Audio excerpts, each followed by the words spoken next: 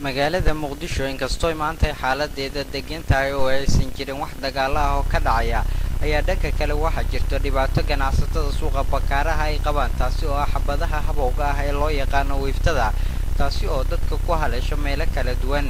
marka laga soo tago dagaalada iyo duqeymaha joogtada ka noqday magaalada Muqdisho ayaa shacabka reer Muqdisho dhibaatada ay qabaan waxa kamid ah rasaasta fudud oo ay labada dhinac ay isku hayaan magaalada Muqdisho isu weedaarsanayaan taasi oo ka soo dhacaysa goobta ay labada ciidan isku hor fadhiyaan taasi oo mararka qaar saameyn adag ku yeelanaysa ganacsatada suuqa bakaaraha kuwaas oo mararka qaar ay hakad galaan ganacsigooda mid kamid ah wadayaasha gaadiidka oo aan kula kulanay aygaarka isgoyska Holudaag ayaa inooga warbixiyay dhibaatada ay ku qabaan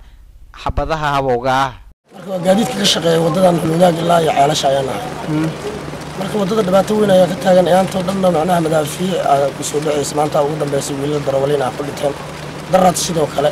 marka wadada aad ugu dhibanahay walaal hadeertan waxay taagan tahay goob oo luuqa oo rabta inaad ka rarto baabuurkaaga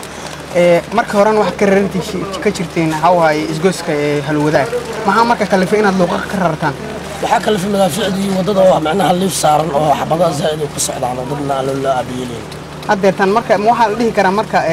kooxi isku haystay magaalada Muqdisho ayaa marka Holudaag agtiisa ka soo dhawaaday kulli wadada xabada liif ayaa saaran kulli macnaha meel laga soo dhawaadana ma sheegi laakiin wadada wala lama gooyi karo anna laga marar karo luuqyada ayaa ka rarnaa sidoo kale arintani waxa ay saameyn adag ku yeelatay ganacsatada waratada ah ee ku ganacsada isgoyska Holudaag mid kamid ah hablaha shaaha ku iibiya isgoyska Holudaag ayaa ka waramaysa saameynta ay ku yeelatay rasaasta wiiftada ah ee ku soo dhacday isgoyska Holudaag waxa aad loo sameeyay xabadaha ka dhacaya meesha marka hore yaraatee waxa ganacsiga meesha wuxuu u saameeyay aad iyo aad waxa waaye waxaan ka qabtaa meesha lama jiraan maadaama oo madfac iyo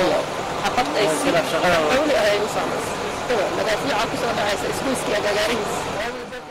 si kastaba haadee magaalada Muqdisho ayaa marti u noqotay dagaal iyo duqeymo joogto ka noqday taasi oo aan muuqanin fafaala ku aadan in dhibaatada laga xaliyo magaalada Muqdisho shacabka reer Muqdisho waxa ay joogto u noqdeen ama si marti galiyeen madaafiicda iyo dagaalada ay isweedarsanayaan labada dhinac ay iska soo horjeeda Faisal Abdullaahi Maxamuud warbaahinta dhacdooyinka magaalada Muqdisho.